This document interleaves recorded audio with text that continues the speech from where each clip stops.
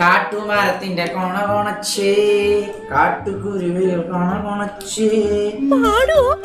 ചെറിയ മൂട് വരുമ്പോ വൈ ലേറ്റ്? ലേറ്റോ?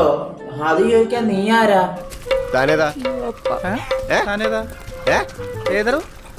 ഞാൻ ലേറ്റ് ആയിട്ട് വന്നാ ചോദിക്കാൻ നീ ആരാടാ?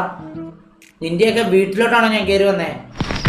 കിട്ടി, പലിശ സഹിതം കിട്ടി. തൊപ്പിയുടെ സ്റ്റോറി കണ്ട് എന്തോ ഫുട്ബോൾ കളിയൊക്കെ കാണാൻ വേണ്ടി പോയേക്കണം. മുത്ത അവനെ കൊണ്ട് അതിനൊക്കെ കൊള്ളത്തുള്ളൂ, മനസ്സിലായോ? സത്യമാണെങ്കിലും എനിക്ക് അംഗീകരിച്ചു കൊടുക്കാൻ പറ്റുമോ? ഫുട്ബോളിന്റെ പറ മറ്റേ കോഴി ഓടുന്ന പോലെ മറ്റേ ഇങ്ങനെ ഓടുക, അതൊക്കെ അവനെ കൊണ്ട് പറ്റത്തില്ല. കളത്തിലിറങ്ങി കളിക്കാൻ തൊപ്പിക്കൊന്നും ഇല്ല. രാമേന്ദ്ര, നിനക്കിപ്പോ ഞങ്ങളെ കാണുമ്പോ ഉറക്കം വരുന്നുണ്ടല്ലേ? നിന്നെ പുറത്തു വെച്ച് കിട്ടും, അപ്പൊ ഞങ്ങൾ എടുത്തോളാം. തൊപ്പി കളിയുടെ ടൈം വെച്ചിട്ട് തൊപ്പി മുങ്ങി, മനസ്സിലായോ? അവൻ ആ വഴി പേടിച്ച് ഓടിപ്പോയി.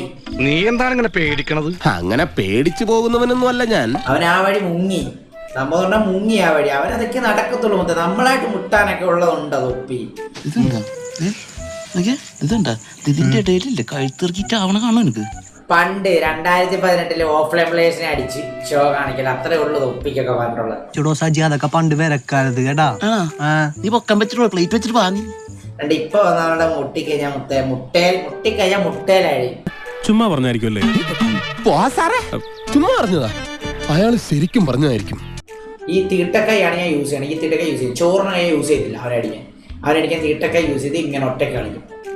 ഇത് ഞാൻ ചന്തി കരുതുന്ന കയ്യാ, നിന്നെ നാട്ടാൻ ഇത് മതി.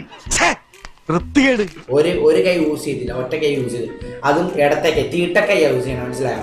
ഏത് മാഷാണ് നിന്നെ പഠിപ്പിച്ചത്? Professor Joseph Anjarakandi. ഇമാതിരി തീട്ട കേസുമായിട്ട് എന്റെ സ്റ്റേഷനിലോട്ട് വന്നേക്കരുത്. രണ്ട് ഇങ്ങോട്ട് ഉണ്ടാക്കാൻ വരല്ലേ ഒരു കുണ്ണാളും, മനസ്സിലായോ? ഇത്രയും മതിയോ അതോ ഇനിയും വേണോ? മതി. ശരി.